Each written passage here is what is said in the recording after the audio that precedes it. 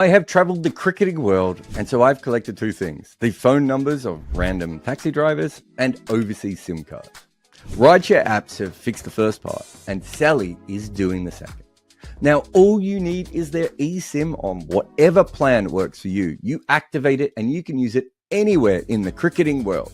It helps you save money. It is a global solution to a global problem. Stop fiddling with tiny SIMs and get the one that does it all. Go to Sally.com Good Areas and use the code Good Areas to get an exclusive 15% off your first purchase. Fly free with Sally.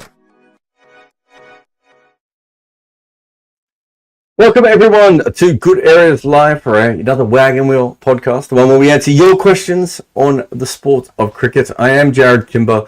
If you want to support us, obviously, and you're watching on the YouTube channel, you can always send in a super chat, but the best way is obviously on Patreon. If you go to patreon.com/Good Areas Podcast, you will find us and it, and you can support us. And for this particular show, you can also ask questions ahead of time, as Neil has, who says, how straightforward do you find access to current players, coaches, and administrators these days? Is it more challenging post-cricket info? I assume it varies by country. Yes, that's a fascinating question because there's about 83 different ways I can answer this. Probably the first way to look at it is that when you're working at Cricket Info, administrators and coaches are very worried about Cricket Info. A lot of them, that was the first place they ever read about cricket online. If you follow cricket globally up until 5 or 6 years ago, it was the automatic place that everyone went, right? So we certainly at that point it was pretty easy to get coaches and administrators, and players then kind of would trickle in on the back end of that, right? Because if you're trying to do a piece on Cricket Info, like I remember talking to a player once and he didn't really want to do anything with the press, but it was like, I remember him saying to the press, the media officer in front of me, he's just like, if I don't do this, when will Cricket Info next write about me? And I kind of need them to write about me. So he just did it. So there was always a little bit of an aspect of that. What's very fascinating though is, and I noticed this pretty much from the time I went to YouTube, but certainly now that we've got bigger on Instagram. So for instance, we did a video the other day, and maybe not a perfect example, but an older player, so Dale Steyn, I think, liked the video. As Ali has reached out. Robbie, one of the reasons, with Robbie was, again, something that I'd seen him either retweet or like or comment about or whatever it may be, something. So players are just as likely to see Instagram videos and YouTube. So for a younger generation of players, me going to YouTube, 5 years ago, and Instagram and everything else and TikTok has actually meant I'm much more in their feeds a lot more. So whereas if they weren't a reader of Cricket Info, they weren't always involved. So the hardcore cricket fan players, I think, knew about me before. Now a lot more casual players and a lot more sort of random players are seeing what I'm doing and being involved in it. So it has changed quite a bit. It's still tough. I don't do as much reaching out to people. There was one cricket board who said I did something they didn't like, and they were like, we won't give you access to our players anymore. And I said, when have you ever given me access to your players? I generally have always been the same. I don't go through cricket boards unless there's a reason. So if I was doing something where I thought the only option was to go through the cricket board, I would go through. But generally, I will go directly to the player if I can. I would go to a friend of the player if I have someone else in common. I know quite a few agents or can access their agents, so I go that way. But yeah, so going from Cricket Info to YouTube has kind of worked because it means that both generations are remembering me a little bit. But I think that generation of the older sort of people that were on Cricket Info have kind of forgotten and aren't always as involved. And you have to be to be a Cricket Info fan, I don't think you had to be terminally online, right? Whereas I think to be a YouTube or a podcast or whatever, you have to be a bit more terminally online. So I do think things have changed, throughout that, and things have gone very, very differently from that point of view. So we'll see how we go with that, and from there. But yeah, it's constant evolution anyway. Like as different players come through and are listening to different things and everything else, there's always that change. So when I started with Cricket Info around 10, 11, when I started 2011, it's kind of high to Cricket Info as far as everyone sort of who was a cricket fan knew what it was. So, and whereas before that, it was kind of a lot of people within cricket would treat it like it was a blog. Like, I know that sounds ridiculous because it was the biggest cricket website in the world by a factor of like 100 for a long period of time, but it was treated like a blog. And I remember, I think it was George Dobell telling me that people from like county cricket would say to him, "Why are you writing for them? Why don't you write for a newspaper?" And he's like, "Because I have like 10 times the audience, 20 times the audience, 1,000 times the audience, 1,000,000 times the audience. Like, it's a much bigger audience." But people in cricket weren't seeing it that way. But from 2012 through to 2018, it does, even though Cricket Buzz actually sort of, swamps it in some ways, as far as within the game, it becomes this sort of the thing that every generation is looking at. So I'm in a different situation now, but I have a lot more access to players directly than I did before, just because they wouldn't read those sorts of articles and everything else. So things have changed quite a bit, but that's just how it is. It's like in your career, you find that, in different periods, off the back of Death of a Gentleman, everyone wanted to talk to me, right? That wasn't because of Cricket Info. That was because most cricketers watched Death of a Gentleman or had heard about it from someone, or people, or administrators or coaches. Not all the administrators want to talk to me, but there's a lot of buzz, right? The Art of Batting's come out now. Again, I'm starting to get, sometimes you just have a project. So things just change and you kind of just adapt to them. Mob says, with umpiring under the spotlight in Barbados, players can be forgiven for thinking umpires are fractionally inclined not to penalise Australians, compared to similar conspiracies, a ref more for LeBron or Richie McGaw. Can you please talk about how umpires are trained or work at reducing biases in their decision-making processes, particularly when working with hyper-winning or legendary cricketers? I don't know if they do, actually, at all. I could be wrong. I just don't know. I'd love to know more about how umpires umpire. Unfortunately, we don't always get the information that we would like from them. There is no bias that you can take out that LeBron James and Virat Kohli are going to get better decisions than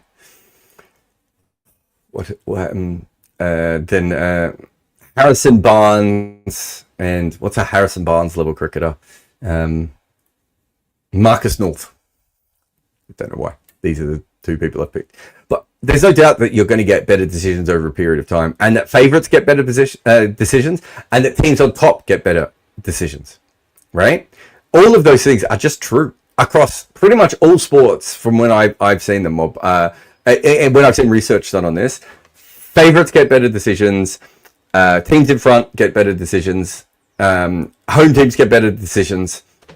It just follows that line. That we have human beings who are umpires, and that's what they do. I don't know. You'd have to go through, and I haven't done this, and I don't know if we have access to it on our databases, though we can ask around. You'd have to go through and check what the overturn rates are in DRS, because you're you're assuming that this is correct. I don't even know if it's correct. I'm just assuming that it's correct based on the fact that this is how sport works. Right, but I don't actually know if that is the case, right, or if there is a situation where it's 100%. And so, as sports fans, we quite often, we get sucked into our own narratives.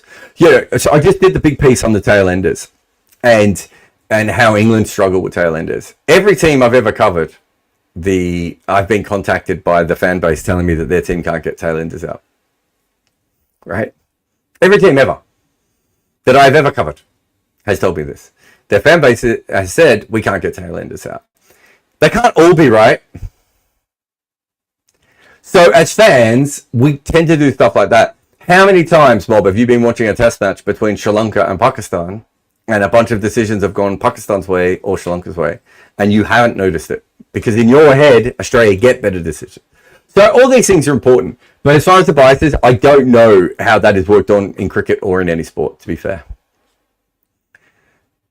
Ali says, thoughts on Shanto leaving captaincy? What is next for Bangladesh in terms of their cricket culture development? It seems stagnant again.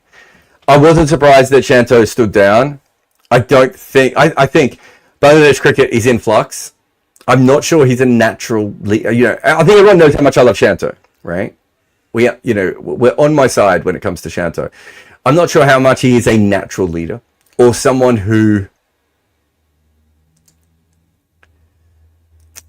someone who wants to do the job or is suited to the job, it's a tough gig because everyone in Bangladesh has an opinion. It's not a professional setup in many different ways. They've cycled through boards and coaches and selectors and all these sorts of things. They're just not supported the way that they should be. And it's tough. I don't know what the direction is you go. I think you need probably a person who... There's almost an argument for they need a specialist captain. Someone who is just like, I'm going to sort it out. But I just think if you had a person like that, they would be so frustrated, it wouldn't work. Rob says, what's the story with Headingley having pitches across the ground? No space for off-field practice pitches. How does it affect fielding? So it happens at the Oval too. So I'm trying to think if there's another ground. So there's a few English grounds that do that. I'm trying to think of where the facilities are at Headingley. Yeah, I think there's certain grounds that do that and some that don't, Rob.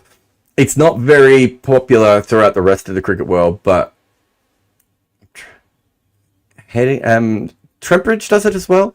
So there's about 3 or 4 grounds that I can think of that do something along those lines. It's obviously not ideal, but some of it is space. Like the Oval is definitely space. I'm trying to think at Headingley. I don't know where you would put proper turf wickets anywhere else. I can't think of anywhere else. Whereas Edgbaston have a couple. Lords obviously have a couple. The Lords is just using another cricket ground too. It's just not their main ground. Yeah, so there are some grounds that have a bit more space and some that don't. But that's part of... England doesn't have a lot of space in their cities, right? So I think that's obviously part of it. How does it affect fielding? Ball just rockets off the squares in England. Weirdly enough, I don't think it's that much quicker than Australia. I haven't played a lot of cricket in South Africa because those grounds are so hard anyway. But yeah, it does. Square of the wicket in England, I have noticed so many times of just, you can be at deep point and the ball, or deep mid wicket or deep square leg, and the ball's just rocketing towards you on those kinds of grounds. But I don't think I've never heard players complain about it. It's just another thing that you need to keep in mind, I would say. Neil says, what's the likely future of full-time cricket journalism in the big 3 markets versus outside in print and digital? Will newspaper cricket writers still have decent career prospects? My impression is that there are very few viable online platforms, while part-time YouTube podcasters and Substackers are proliferating. Former players don't count. The whole thing is really weird. I was saying this the other day. I can't remember the last time I had a freelance writing gig. So you would say I have a regular column with the Cricketer. Cricinfo, basically, every time I pitched something to them, they were like, we've just got so many people. I pitched a couple of things to other people and it didn't really work. It feels like to me that freelance cricket writing right across the world has died.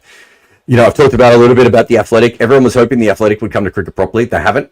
It's quite a stunted version. They've got one writer, Paul Newman, who used to be at the Daily Mail. They've got a couple of their other writers doing a little bit of work. That's not what cricket writing needed. What cricket writing needed was The Athletic to come properly. And when they haven't, I really worry for the state of cricket writing, more than I have at any time during my career, because there's no money in it.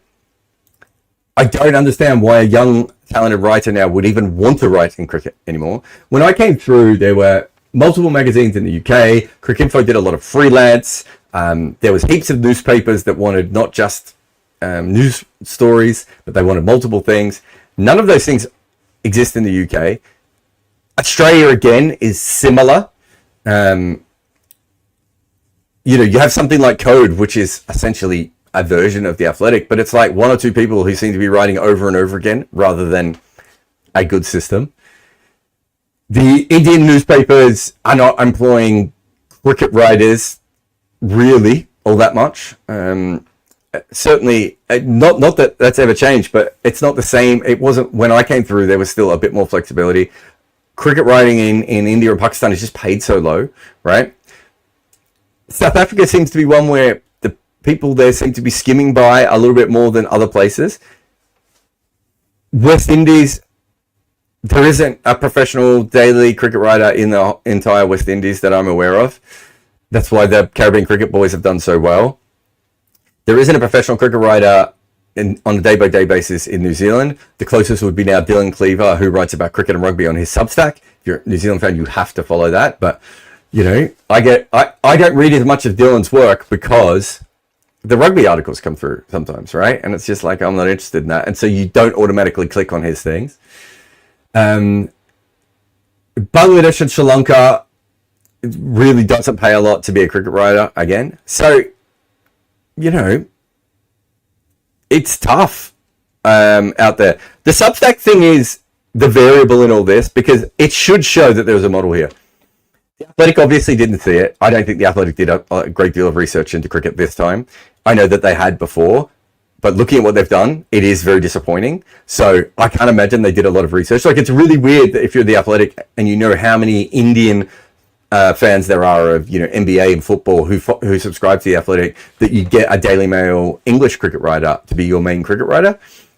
That's not, and I love Paul Newman. It's one of my favorite people in the press box. That isn't having a go at Paul Newman as a writer or as a journalist or anything, but it doesn't make sense, right? So we're still waiting for essentially either someone to understand that there is a market here, which there still is, and that's probably either going to be an entrepreneur or an American company, right, that comes in.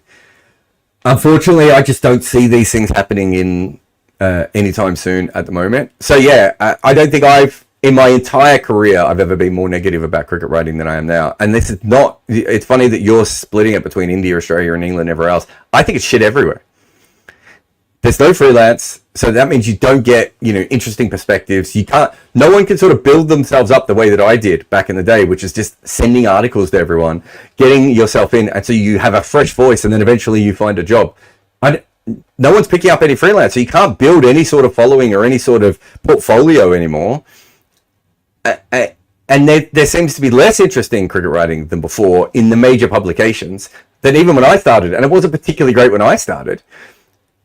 The Substack is that weird thing in the middle. Obviously, Substack is owned by Kiwis, and you know, I met some of them at a Substack event recently. They have an interest in cricket, but I think they're more pivoting towards football as their non-American sports at the moment, which again makes sense.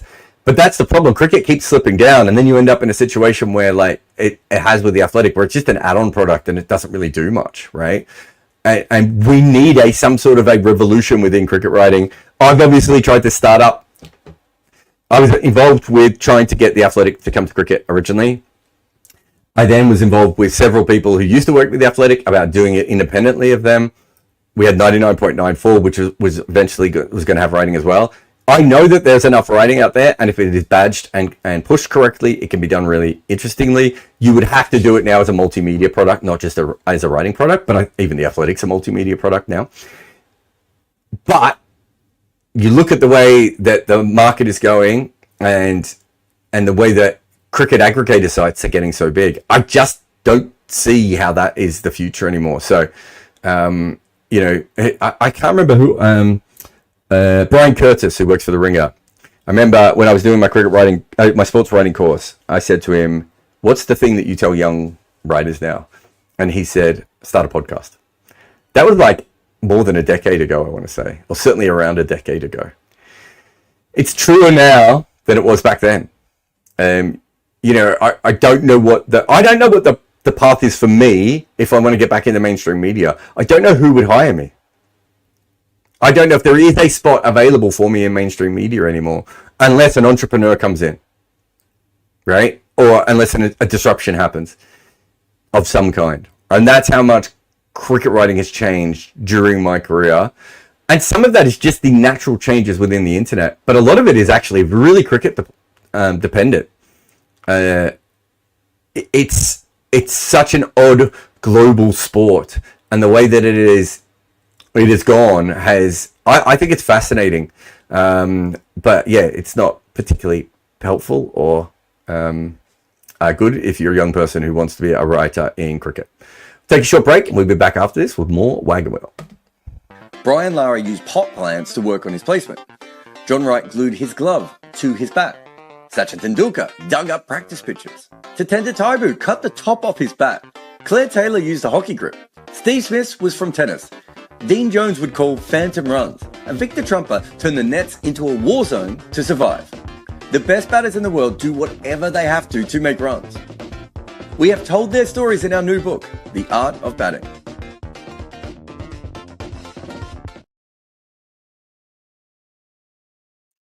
Oh. You would have thought I would have clicked on to the next question, but apparently I didn't. Person says, Clarkson has had a somewhat rough MLC run. Is this just the nature of short franchise tournaments or anything going on? For context, as of me typing, he is currently 32nd in runs scored, has a strike rate of 17th. I won't go through all the numbers. I do think there is, I think he's gone through a bit of a form dip. In the end, his IPL numbers were fine. I think he was batting slightly, I don't want to say out of position, but I didn't think he could be maximized with the way that they played their cricket.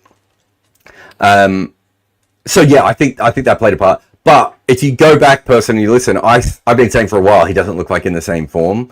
So I would be, what would it be, about 6 or 7 months? I think I've been talking about the fact that he's had a bit of a dip. It's probably that. But these short form franchises, my favorite one ever was David Warner, who I think got a couple of run outs, a ball rolled back onto his stumps randomly, might have got a shocking LBW or two, or maybe a caught behind that he didn't get. And it was the Canadian League into the CPL. And it was like 8 or 9 matches where he didn't make any runs. And it's easy to over-index on that. And then I think he came out of it by smashing an 80 odd or something, right? Like, it's fine. You can go through it a little bit. And not to get too Greg Chappell on this, but sometimes you can be out of form. Sometimes you can be in form, but just not making runs because you get trapped a little bit early on in your innings, or you get stuck, you're in the wrong match situation, or whatever that may be. Sandeep says, what are your top 3 cricket memorabilia you possess? And bonus question, if Jasprit Bumrah is not playing, should India try 3 deeps? Triple deep. Let's call that the triple deep, if it happens, sadly. My favorite, I don't have that much cricket memorabilia. I have a cricket ball from the test match Ireland and Pakistan, which is probably a training ball, but I took it from the ground. It was on the ground at the end of day 2 or 3. I'm sure it's not a match ball, but that was something. It felt like a big thing to be at team's first ever test match. I sadly couldn't get to Afghanistan. I don't know if I'll ever get to another one. I had the Mitali Raj hat signed by her, which is awesome. One of my favorite things in the world. Oh, I have Sachin Tendulkar's boot. Where is Sachin Tendulkar's boot? Is it not in my office? Don't even know where it is. I have the signed ball by Andrew Simons, which again I stole from an Andrew Simons training session, then got him to sign back. And I have the stump from the rec ground, which was a snap stump, which again, I don't know where that is. Maybe some of those things are still in the house. I haven't brought them out yet. That's one of my favorite things. That's almost my favorite thing that I own, let alone anything to do with cricket. So those are all the things I own. I'm trying to think if there's anything else that I've forgotten there. I've got a couple of other cool things too, like Afghanistan in 2012 gave me one of their shirts. I think it's like the physio shirt. It might even say physio on the back of it. I'm trying to think if anyone else has given me anything like that. But yeah, I'm not a big memorabilia person, but there are some things that mean something to me for many different reasons, and most of those things that I've mentioned have a secondary meaning or a third meaning to why I love them so much and why I have them. I very rarely go up to play. If I go up to a player, so I got Jimmy Anderson to sign something recently. It's for my kid's school. That's generally when I get people to sign stuff. It's for, a school or a raffle or to help someone out. Aravind said, with respect to developing youngsters, is there an ideal age to start playing cricket? You hear stories of players playing from as young as they can remember to players who come into the game late but still make a career out of it. My personal feeling has been that for batters, the younger they pick up a bat, the better. But for bowlers, that's not necessarily the case, and maybe better for them once their body has matured a bit. My daughter is 5 years old, and right now she has zero interest in the game, but I haven't given up hope that eventually her picking it up recreationally.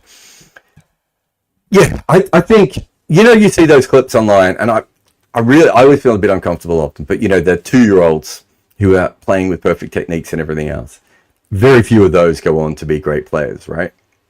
Like we've had a history of about 30 years of them now. I'm not saying some don't. Some become first-class cricketers. Maybe some that are 3 or 4 years old, we then sort of go on to play Test cricket as well. I'm trying to think. There's certainly a couple that I'm missing off the top of my head there.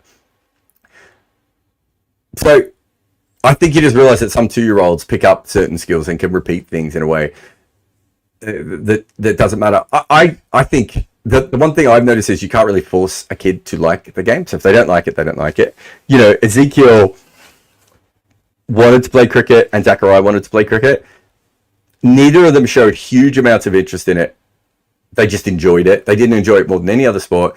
Then Ezekiel started having success in it and suddenly liked it a lot more. Zachariah stopped having success in it and started liking it a little bit less.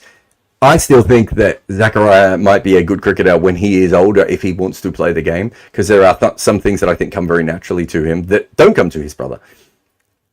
So at the moment, it would look like Ezekiel's going to be a much better cricketer. But in the future, I don't know if that's exactly how things work out. People develop at different rates. You just want... The way I look at this, Aravind, is probably very different than most people. You want your kids to play as many different sports as possible because they can learn as many different things from sport. Right? So sports like football and basketball, I think, really teach you to understand how community works, right? And how if you keep your head down and do your thing, everyone else on the field or the court gets lost, right? There's a spatial awareness thing that you learn playing those sports, right? Cricket teaches you about failure in such an extreme way. And it also teaches you about how you are playing for yourself, but within a team construct, right? Tennis is something that probably teaches you quite a bit about consistency and ethic and fitness and everything else. All these sports, and you can go through all of them. So you want your children to be playing as many sports as possible. But for me, I just think that you just find the ones that they like, right? So when they were young, I forced them into the sports that I wanted them to learn so that they had a background of all those different things that I just mentioned there, right? Then as they get older, they have found their own way. There are plenty of stories of kids not playing a lot of cricket in their teenage years and becoming cricketers later on. You are right. I think it's more common with bowling than with batting. And I think that we've talked about this a lot when we talk about why there aren't as many Black African, South African batters as there are bowlers. And some of it is that there are things that you were taught in batting, these sort of shibboleths that are passed along over time. That's very hard to be a very high quality batter if you don't have access to good quality bats, good nets, people being able to bowl to you at a certain amount. Whereas to be a high quality bowler, you can pick the ball up at 18. I don't know how old Tamal Mills was, but I think he was a lot older. Picked the ball up, obviously was brilliantly suited to it, picked up a few skills as well, and then suddenly you have an international bowler, right? That's harder to do with batting, but I just think you let kids play what they want to play. And that's always been how I've done it with sport, as in there are lessons that they have in the same way that our children have various music lessons. We know they may not love those as much, but as they get to whatever age it is where they start to make decisions, right? Really clear decisions with sound logic and everything.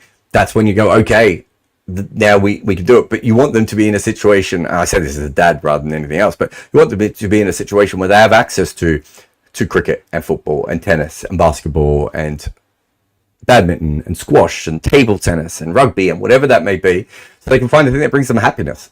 I'm not really worried about their development as athletes, right? There's a couple of... I grew up with a couple of cricketers who were a lot better than me. One of which stopped playing cricket at 16 because his parents just kept forcing him into the game. And eventually, as much as he liked cricket, he didn't really enjoy that side of it. And he kind of backed off. So I ended up becoming a much better cricketer than him when I was older.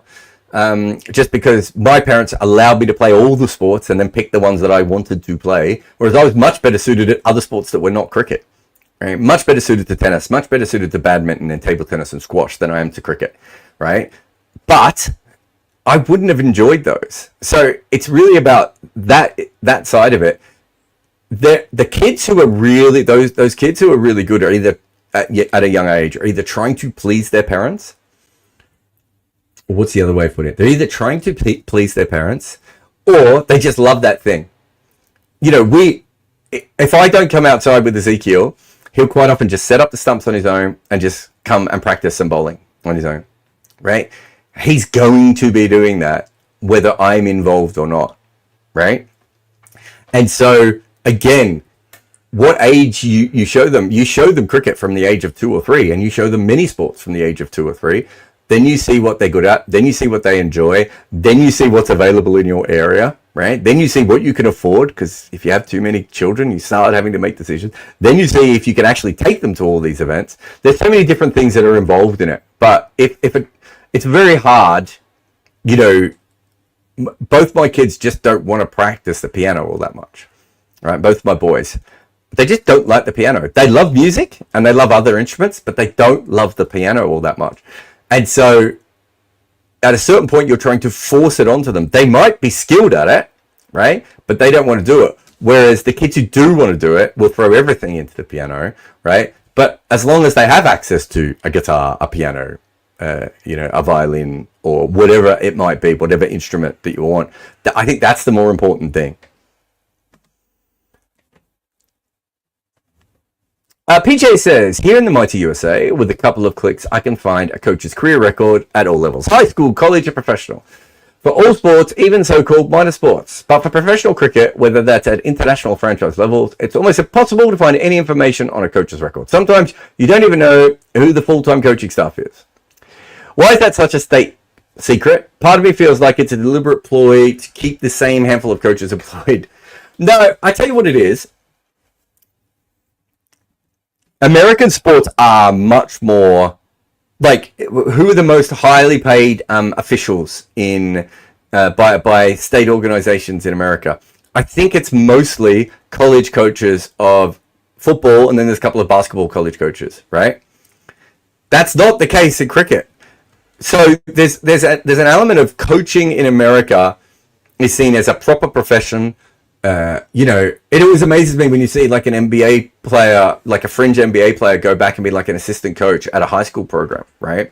And you're thinking, wow, that's so weird, but that's a path and a career plan. Whereas actually most of the professional cricketers in the UK, when they became coaches, coach at school teams, right? Which aren't even trying to produce great cricketers, right? It's less to do with the school being good at cricket, and it's more to do with having a photo of a former cricketer on your website or on your mail out, right? That you can let people know from around the world that you have like a legit dude here. So even within that, it's different. But I would say the most important thing is, PJ, that coaching in American sports specifically has a long, famous history. Red Auerbach and or what's the guy from Green Bay Packers, right? Those sorts of guys, they are famous as coaches well before we even have international coaches in cricket, right? Part of this is confused by the whole captain versus coach dilemma that cricket kind of does go through for a long period of time. And part of it is it's just a different culture.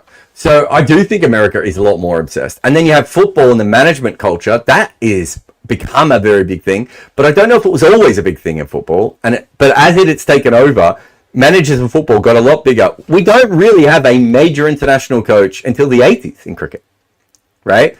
And we don't have regular major international coaches until the late 90s, early 2000s. So part of it is that. You look at what is being recorded by Cricinfo. Realistically, Cricinfo becomes big between 92 and 98, right? That is the point at when coaching is just starting to lift up. Perhaps if Cricinfo gets big, or perhaps if coaching gets big 10 years beforehand, Cricinfo would just start to mark that down.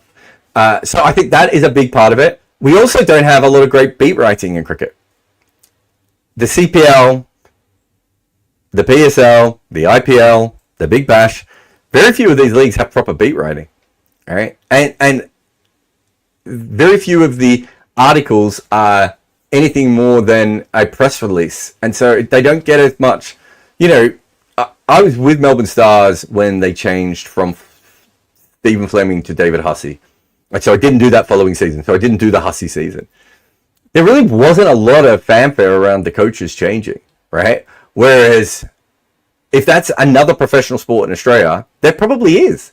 So there's still a bit of a holdback within it. Tim Wigmore, I think it's Tim Wigmore who wrote a big piece about this, of like, it's really hard to get the information. And I've done this before. I think we did a piece where we looked at, it might have been a blackboard piece or a whiteboard piece, where we tried to look at coaches by records, and it's really hard to be able to do that because you're not 100% sure when people have stopped coaching or starting coaching, because for some of the more mid-range franchises we don't even have the records, so you actually have to go back through press releases or hope that Cricinfo has put that press release up on their site to find their stuff. It's not ideal. It really is quite poor, and there's no conspiracy or anything that you're talking about, but it does allow for people to continue to do it. It's, and it doesn't really make any sense. I've done multiple pieces about this before, but the way that we talk about coaches in cricket and the way that we deal with coaches in cricket is really quite backwards and is not particularly a good thing for the sport itself, I would say. Let's take another quick break, and we'll be back after that with more. Tim Wigmore's Test Cricket, A History, is out now. The book tells the story of the players, matches, and politics that have shaped the game around the world since 1877. It's the product of 5 years of research that includes interviews with Sachin Tendulkar, Pat Cummins, Michael Holding, Murali, and Kane Williamson. Put Wigmore on your shelves today. Cam says, Marnus's run out in the recent test made me think, do catches and runouts made as subfielders count towards a player's overall career statistics? If they don't, should they? So, the best way of answering this, Cam, is you're assuming that there is such a thing as overall career statistics. Like, who is the person keeping those stats? Right? Well, what is the organization that is doing that, right? That is looking at keeping those numbers, right? So realistically, the ACS, the Association of Cricket Statisticians and Scorers, well, I should know the full name, is probably the group that really keeps the stats the most. The second place is probably Cricinfo, right? And then you would throw in Cricket Archive as well. If all three of those places decide to do different things, we just have three different stats out there. So we don't really keep that. I would have to check with other statisticians. I think there are some people who would and some people who wouldn't do that. Sometimes it's hard to work out who the sub is because quite often in the scorecard just says sub. So I'd assume that catches and everything else don't. I would think that in the modern era, Cam, when we do know who the subs are more often than not, that if you were building a fielding metric like, say, CricVizzes, they might be built into that so you get more information. Sandeep says, who decides who gets in the press box for an international match, say England versus England? ECB. Do they follow rotation amongst all applicants or have a certain criteria? This is going to end my career. The ECB decide it. It's their press box. They own it. It's up to them who goes out. They will take advice from the opposition cricket board because obviously if there's they're not going to know every major Indian or Sri Lankan or Zimbabwean cricket journalist, so they don't want to be in a situation where they miss out on anyone.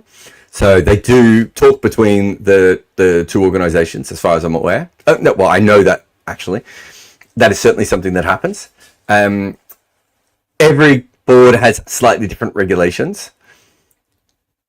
There is still no press access for anyone who is a YouTuber or a podcaster. And I recently missed out on accreditation because the person who was looking at the accreditation thought I was a podcaster and a YouTuber rather than a cricket journalist.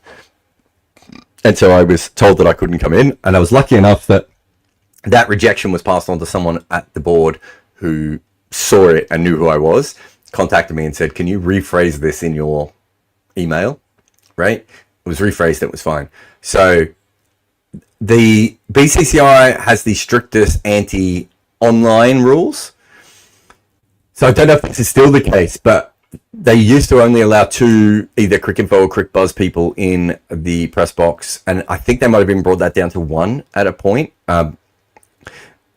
Their thought process on that was that they have so many different people, but it was also that I don't think they were particularly happy with the coverage, but they didn't want to open up to bloggers. I made the complaint to ECB years ago when they wouldn't let me in that I had more readers than the 3 major cricket magazines combined when I was running Cricket with Balls. And so that it was absolutely ridiculous that I wasn't getting press accreditation, but some of those magazines were getting 2 people in at that stage, right? Like, that made absolutely no sense. So the Grade Cricketer, is probably the only podcast that is getting access, but quite often they get access in a bit of a weird way.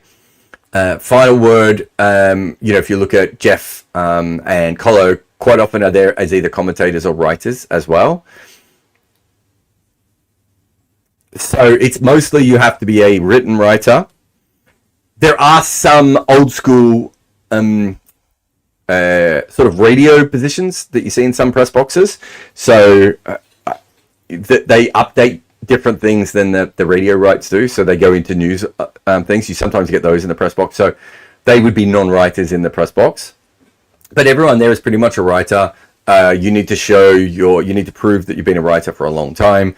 If you have had press accreditation, you generally continue to get press accreditation. The vast majority, the thing when you're talking about rotation amongst applicants, I think you think about it from the wrong perspective, because the vast majority of press accreditation is not filling out a press box. So it's not as if people are desperate to get in from that perspective. And you have to think about this, they're only looking at mainstream media, right? If you open it up to online, that would be different. But if your criteria is that you have to be mainstream media and that Cricinfo and CricBuzz count as that, and there would be other websites as well, but those are the two obvious ones, right? There aren't that many mainstream media organizations trying to come in. So it's not as if there are a mainstream media from other places that are trying to get in and not getting access. Generally, if you are from a mainstream media publication, you will get in. That is much tighter for India-England test matches are the hardest to get into because both have such incredibly big press pools, right? Think of the amount of newspapers in those two countries alone is probably more than almost all the other cricket countries put together, right? So that's a really tough one to get into. And so then you have to do stuff like that. So it's you need to have worked for a mainstream media organization. You need to be writing for someone, so you need to be able to prove that you're writing for someone. So Good Areas is now at a position where I can get accreditation with ECB and ICC. I would be able to get it with a lot of small boards. I don't think I would get accreditation through the BCCI for Good Areas. I'm not 100% sure on that, but I don't think I would, based on what I used to know about their accreditation. And other boards would be I think other boards would be okay. I'm not sure about Cricket Australia as well. I think because I've been writing about cricket for such a long time, I probably would still get a spot in the Cricket Australia rooms, but maybe in some smaller press boxes, I might struggle to get in there. I generally, mine is generally done these days on whoever I'm working for, whether it be SEN or TalkSport, so I get a lot of radio accreditation. But in the games where I don't, like the World Test Championship, I have to be able to prove that as a writer. But yeah, it's not done correctly. It's a very antiquated way of doing it. It's not done on audience numbers, which I think is silly. I'm not saying let every YouTuber in, but I'm also saying that there are some people who have been working in cricket for a long period of time who have incredibly loyal fan bases and reach audiences that newspapers cannot, that are not in the press box for small newspapers where the average fan of that or the average reader of that newspaper doesn't actually follow cricket all that much. So I think there needs to be a changing the priorities.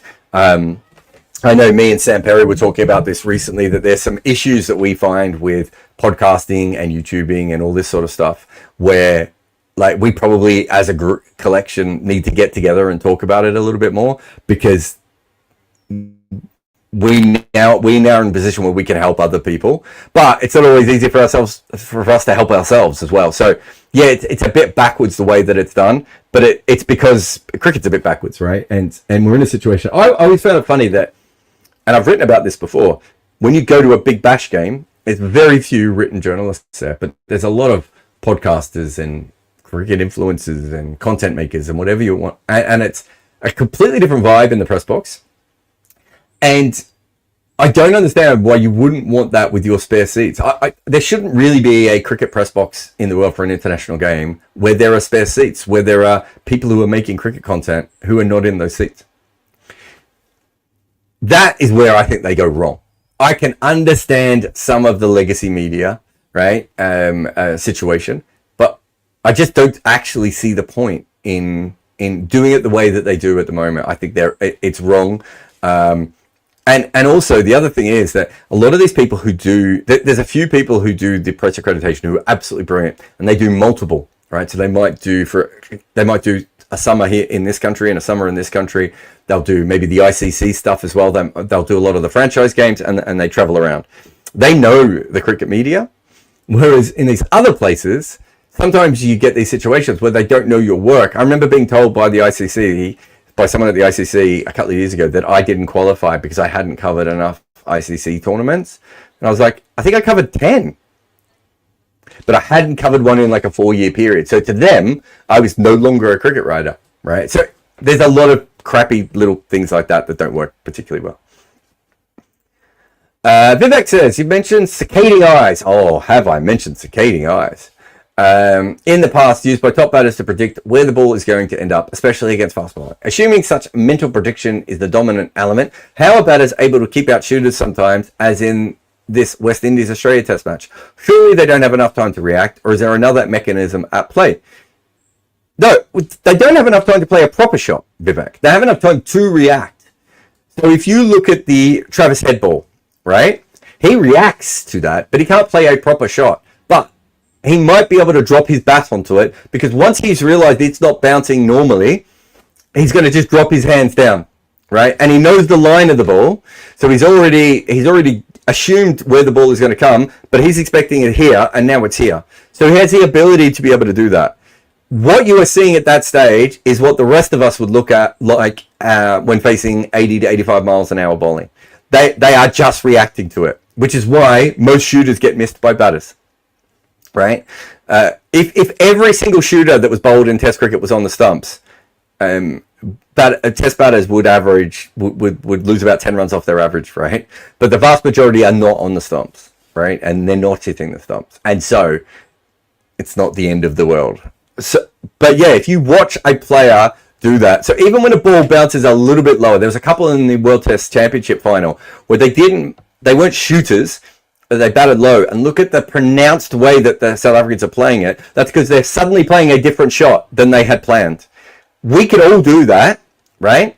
The difference is they have a couple of advantages. They've already picked up the line of the ball, and also they are actually moving their eyes to where it bounces, which is a crucial thing.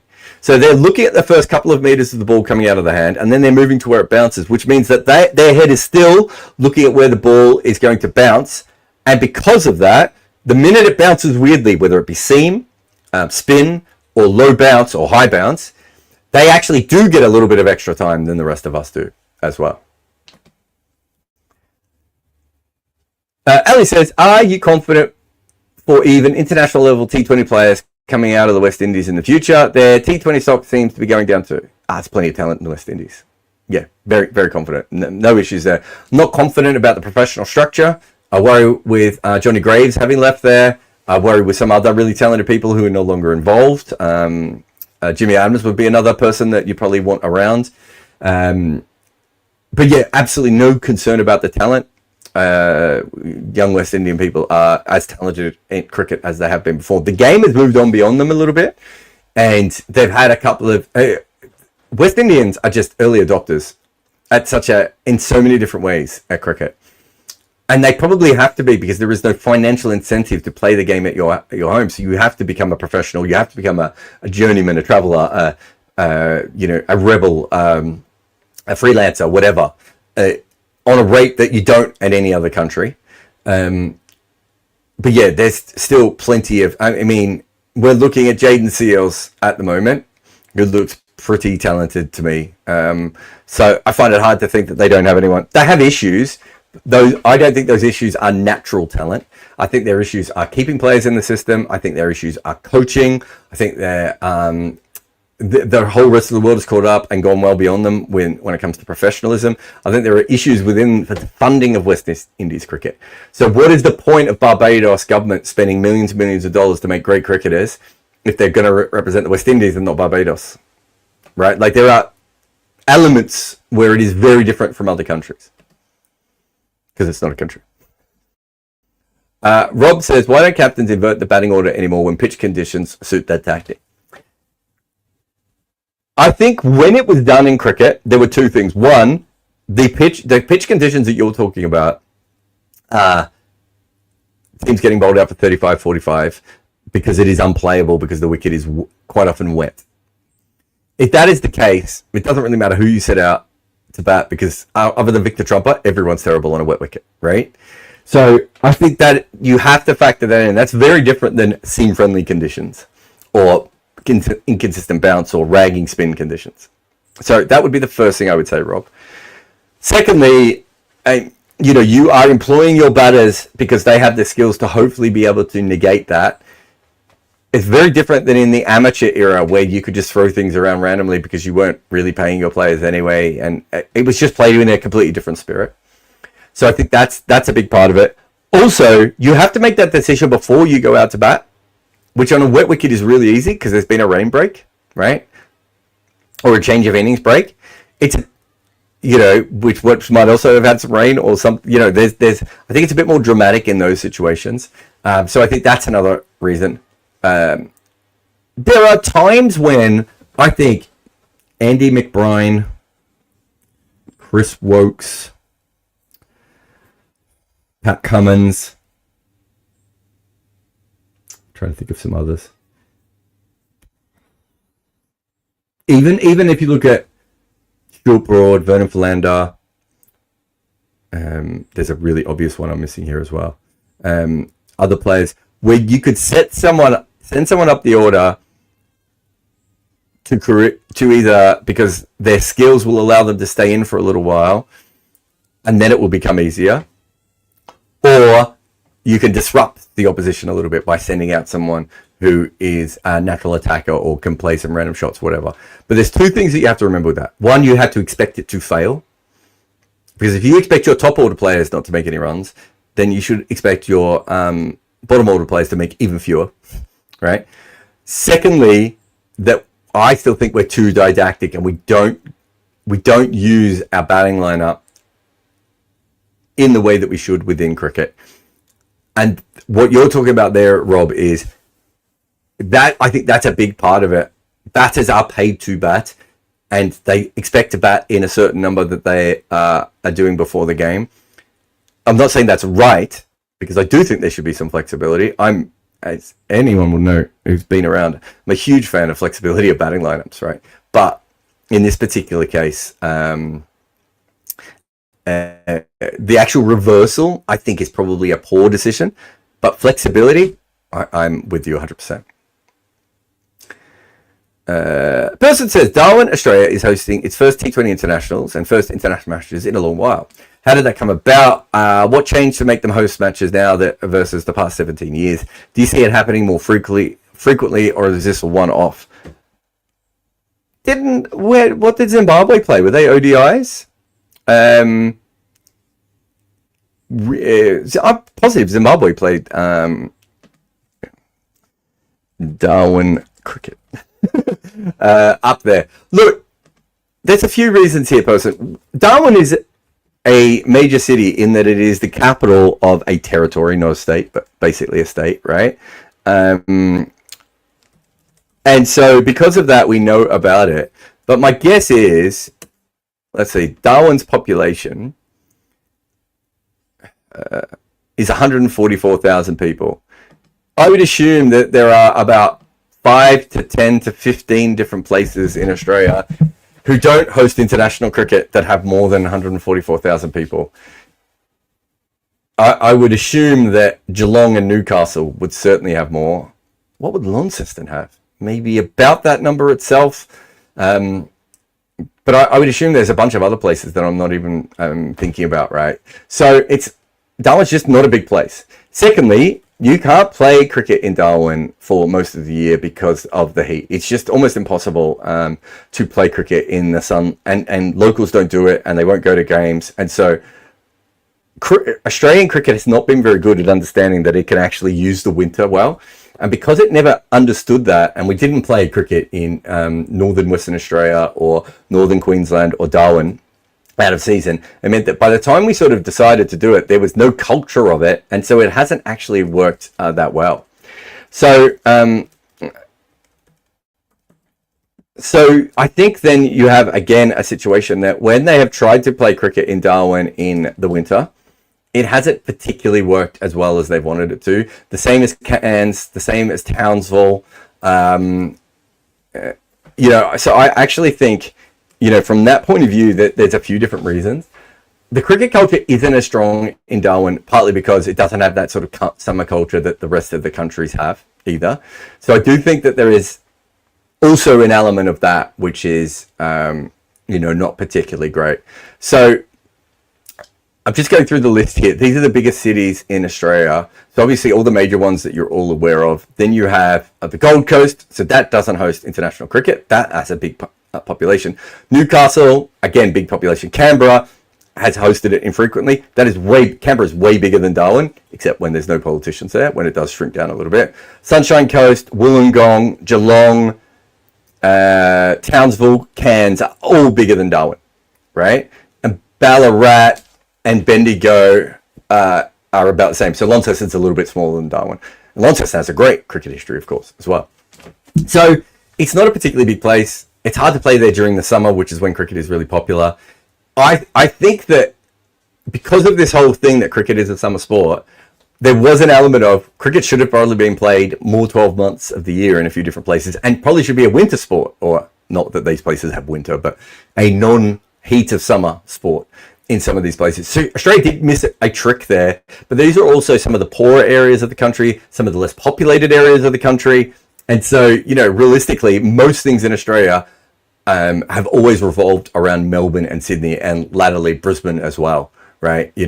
Coastal, Brisbane's kind of coastal, close enough. Coastal places, with not as boiling hot climates. So that's the main reason, I would say. But yeah, they should play more, and they probably will in the future. Because there's so much cricket being played, they kind of have to.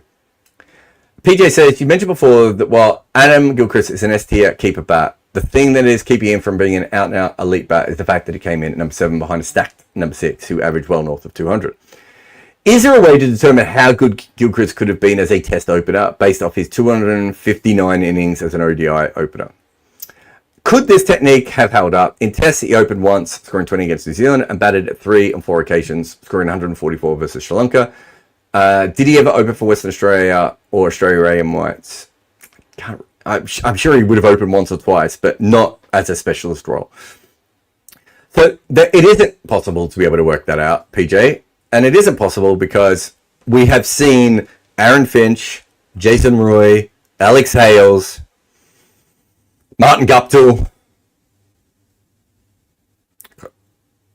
Where would you put Shikhar Dhawan on that list? Shikhar Dhawan's not a bad test player, I suppose. But even Shikhar Dhawan, it's a very different role, right? It basically means that it's harder for us to work it out overall, I think, is probably the best way of looking at that. So we can make a guess, but how do we make that guess? Because how do we differentiate between Martin Guptill and Rohit Sharma, right? So we know that Rohit is more talented than Martin Guptill, right? But how much more talented is he? And then the records of the difference between their test records, where Martin Guptill averages in the 20s, and Rohit was in the 40s, and up until his dip well into the 40s as a test opener, right? Like almost double for a while what Guptill was doing. So I don't think there is a metric or a way of doing that. I think that Gilchrist's biggest problem was lateral movement with a stacked slips cordon, right?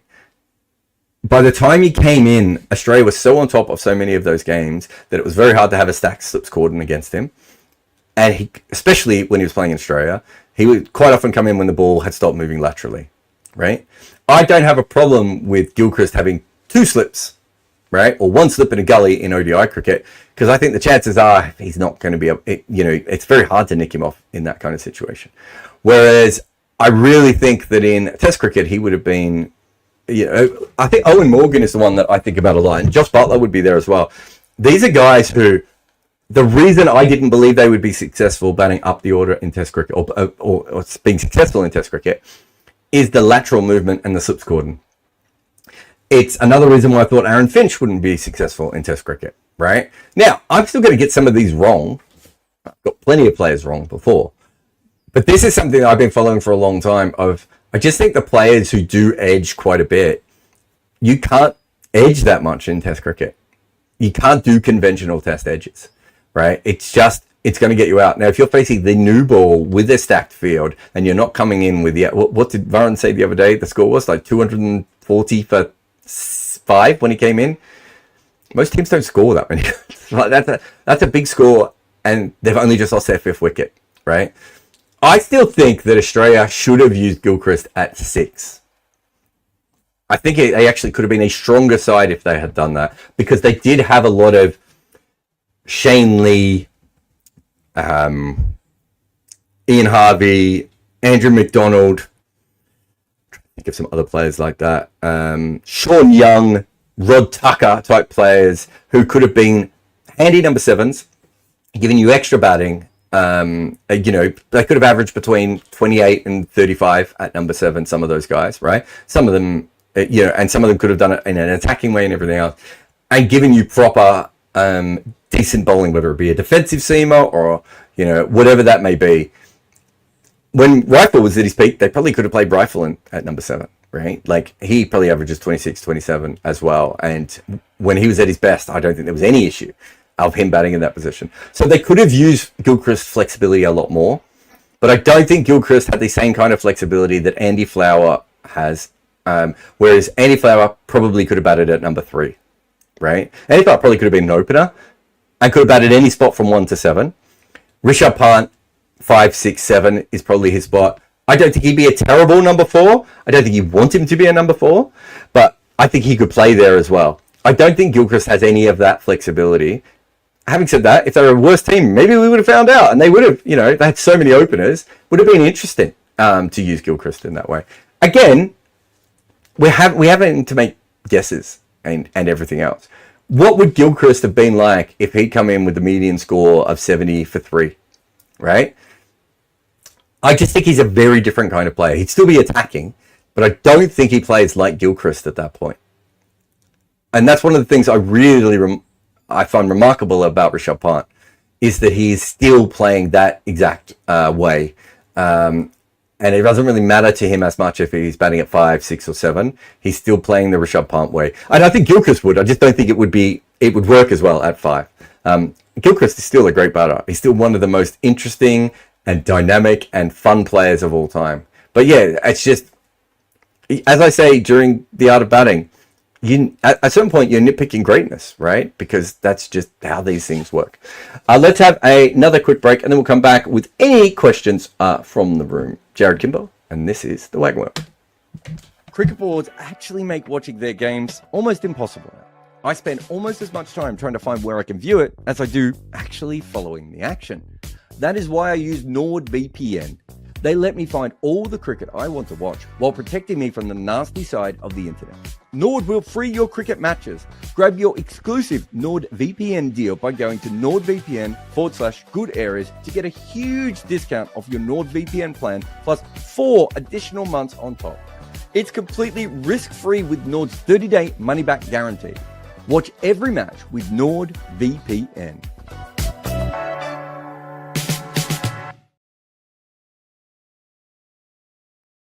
All right, I got a couple of questions that have come through. I think Jessica just sent something that I wanted to talk about Gilchrist. Yeah, so Gilchrist, can't find it here.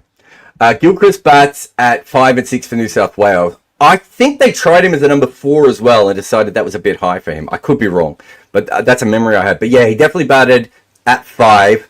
And then I think the thought was in first class cricket that he was probably a number 6. And that sort of convinced Australia that he was a number 7. It's probably, as I said before, the wrong way of thinking about it. And I think once he was in such great form, I think they could have used his flexibility a little bit more. The way that Sri Lanka used Kumar Sangakkara's flexibility, right?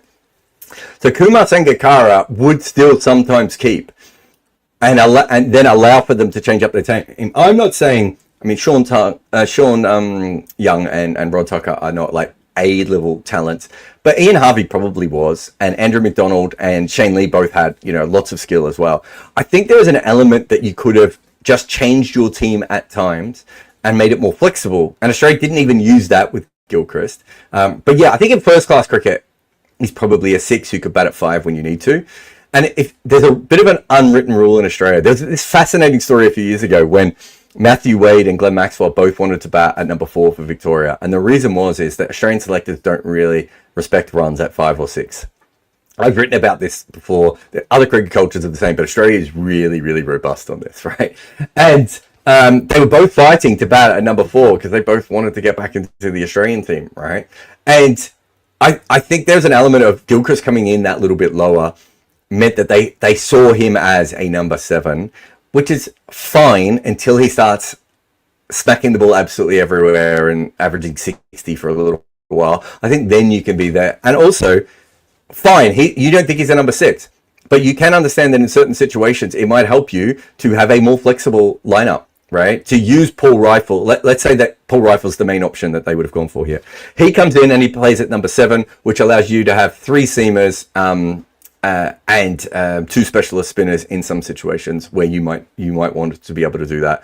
Or you have Paul Rifle as your into the wind bowler, you have Glenn McGrath with the new ball, and you pick 3 spinners, right? Whatever formation that they wanted to go with, they were just very didactic, and it would have allowed them to use McGill a lot more, right? And probably Tim May and Colin Miller as well, right? So it wasn't as if they didn't always have those other options available at times. But yeah. AB says, where are we? Why do you think your channel has such low views even though the content is great? I mean, we're doing fine on this channel. I think the live channel is doing quite good. I think the live channel can be quite niche at times. I don't think we've ever been consistently better than this outside of a World Cup on the live channel. It's still fairly new. You've got to remember that we don't see it the same way that you see it. Most people just look at whatever format they use it and they look at those stats. We see Good Areas as a multimedia company, right? So we are looking at the entire, we're looking at the podcast listens, which are really, really strong and have been really, really strong consistently for a long time. We're looking at the social media clips. We're looking at how well the lives played. Like at the moment on this channel, we have 40 people watching it on the YouTube channel and 500 people watching it on Twitter, right? So you're not going to see those numbers, right? You're going to see the numbers that you see here. That is the end game of this channel, because what happens with the algorithm is we went through a period where this channel just, on 2 different occasions, this particular live channel just exploded. The content didn't change. It's just that YouTube pushed us on an algorithm and then they just turned it back off again. So we can't sit there and be like, we have to be realistic and say that we are in a situation where we can't conquer the YouTube algorithm, unless you're Mr. Beast. No one really does. And a lot of the people who conquer it, then later on they struggle with it, and that's why they leave YouTube. We know that there are going to be peaks and troughs when we're creating stuff like this, because we know it is an algorithmic thing that we are surfing. Up until recently, we were getting like 2 million views a month on Instagram, and that's been switched off, right? We understand that, and that's how we're going about it. I think I worked out the other day we're over 20 million views / listens, or reads as well, I suppose, if you want to put it, in the last 12-month period, right? And most people online are going, oh, your views are down. Your numbers are down at the moment. That's the highest we've ever had. It's our most successful period, while everyone is telling us that we're down. And, we're going through a weird moment on the main channel where we're not getting picked up. Hopefully by the end of this summer, that will change a little bit. Obviously, missing the first test and me not being available was not ideal, but you got to live your life at a certain point. So yeah, this is just how it works. And I think you have to accept it. If you go on Instagram or TikTok, and Twitter does this as well, there's always a person going, I've been shadow banned. It's not shadow banning. It's the way the algorithms work, and it's horrendous. And a lot of people who get successful ride one great algorithmic moment, right? And the rest of their career, they just build up an audience off the back of that. And the people who understand that you can't always get the millions and millions of views. This channel probably never had more than 500 subscribers a day, but it's probably had a couple of periods where we've grown 500 subscribers a day, just like that, right? The other channel has had 2 different periods where we've had 1,000 subscribers come in a day, and then we've had months where we haven't got 1,000 subscribers come in. The content hasn't changed, right? You know, if you look at the 2 videos we put up on the main channel on the last day, one was a blackboard one that I spent about 45 minutes on. I mean, I actually, maybe let's say an hour and a half, right? I had a bit of an idea of a couple of cricketers that I wanted to talk about. I had some others that I didn't know as much about, so I might leave them for a future video. I kind of put it together and I understood the overall, you know, the way it was going to go together. It didn't take long for our team to edit it. It's got 10, 12,000 views. We put up another video which I think is a really interesting video, you know, really well produced, a lot more production value, you know, extra writing, extra research and everything else. And it hasn't got any views, right? So I know that it's not content related. I know that it's algorithmic. So I have to accept that that video might not do as well on YouTube, but also that maybe an Instagram or a Twitter clip from that, or a TikTok clip from that, might go viral. And we might get all of our views from a social media platform rather than getting them from the main channel. And sometimes, for ages, we were great on YouTube and we were terrible everywhere else. It's just the way that the modern thing works. And we have accepted it. It is a normal frustration that anyone would have in their work. This is what it is. And then, you know, we could go. We're going to look at it the same way that a test bowler would look at it. Is it's our job to get things in the right area and to continue to do the right job. When I started this, I thought this was a retirement project that I would eventually, like, you know, in my 60s, I'd be like, oh, I've got these YouTube followers and, you know, I've got a decent little, you know, backing behind me and I can continue to talk about cricket even when no one will hire me anymore. Instead, the opposite has happened and this has completely taken over and it is now my main job, right? That's how quickly this has changed. Ayant says, how would you rate these 3 secondary skills in order of importance in tests? Being a 5th bowler versus a lower order batter versus slip fielding. These days, I think being the 5th bowler is more important than number 8 batter because of we play so many test matches back to back. So I think being a 5th bowler now is a lot more important than anything else. Being a slip fielder is important, but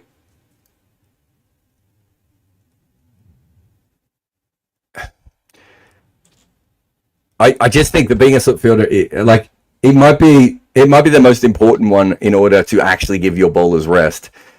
But there's one person who's a 5th bowler, and there are multiple people who can field in the slips. So I don't think you can compare them. Lentils says, do you think India missed a trick by not using Shardul with the new ball? Also, Kuldeep and Ash should be in the 11. India playing defensive cricket while bowling. I wouldn't have given Shardul the new ball. No, definitely not. No. So I'm just thinking back to the match situation and everything else. No. And AB says, are you getting contacted by any current cricketers for help? Not recently. I'm trying to think who, you know. I can't think of any in the last few months. Sometimes cricketers will contact me and ask me questions. I wouldn't say that's for help. No one has said, can we work together as you as my analyst or anything in a little while that I can think of, unless I'm just forgetting something and some player will be like, didn't I ask you this recently? But no, I think recently I've been mostly contacted by players to say, I saw this in your video, can I chat to you about this? Which is, I think, different to what you're talking about. What you're talking about is more what, you know, Shan Masood did, right? Which is, you know, reaching out, being like, I want to be better as a cricketer. Can we sit down and talk through what I need to do? And I've had that with, you know, Shan is quite a well-known cricketer and he's been on the podcast and talked about it. But I've had that with quite a few different cricketers. You know, I might get sent, there's a cricketer last year who sent me a message about death bowling and in T20 cricket. And he had seen the video I'd done with Jay Dernbach, and he was like, I just want to talk through some things. And then I had some other stuff because I talked to Harry Gurney for a TalkSport thing. And there was someone else that I talked to as well. And so I basically gave him all of my knowledge and said, I think you're better off talking to these guys directly than you are to me on this topic. But what I can help you with is I know the guys that you need to talk to.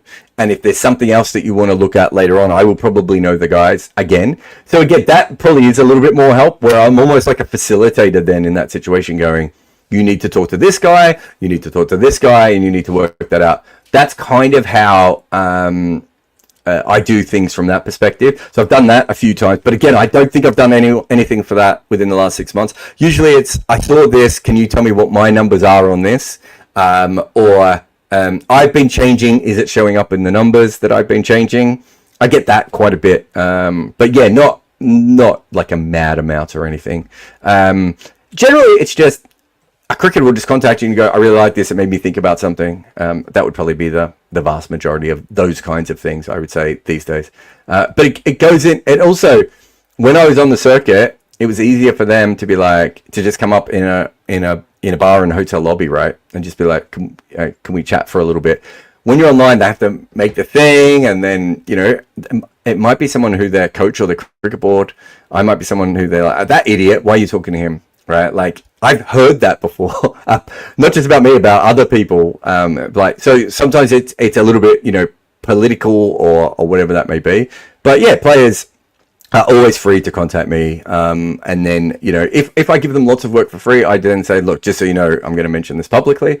And no one's ever had an issue with that before. They know I'm a journalist, and so that's another reason why sometimes they don't get in touch. But if it's just like a one-off thing or one-off meeting, I'm, you know, more than happy to do it. There's a player recently who contacted me. Might be about 18 months ago, actually, so maybe not recently. And he ended up just finding someone locally who he could meet with, who was another analyst. And I was like, that's perfect. Like, you know, do whatever works for you.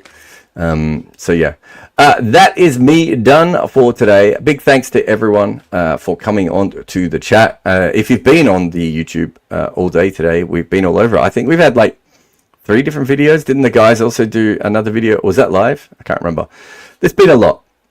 There's been an awful lot of good areas today. There's an awful lot of good areas, a lot. But we're getting as many videos out of the way, because of course I'll be at the test match next week, so you can follow us. I'll be commentating on TalkSport, which is rights restricted in certain countries, but available in many others. If you want to come listen to us commentate on that test match, and I'll be at the ground doing all sorts of things. But thank you very much again for everyone who has been with us. Remember, like, subscribe. I want to mention the Patreon thing as well. It really helps us.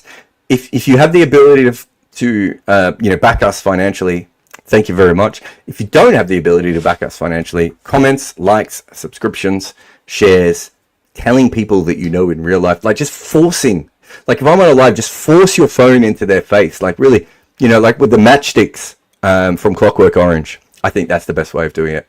See you again next time. Ross Taylor couldn't see at night or when the clouds were in. Eventually he had to see an eye specialist who would fix his eyesight. In the 2 years before the change, he still averaged more than 50 in international cricket. The top level of batting talent can basically see in the dark. That is who we are talking about in our new book, The Art of Batting. Head over and order your copy today.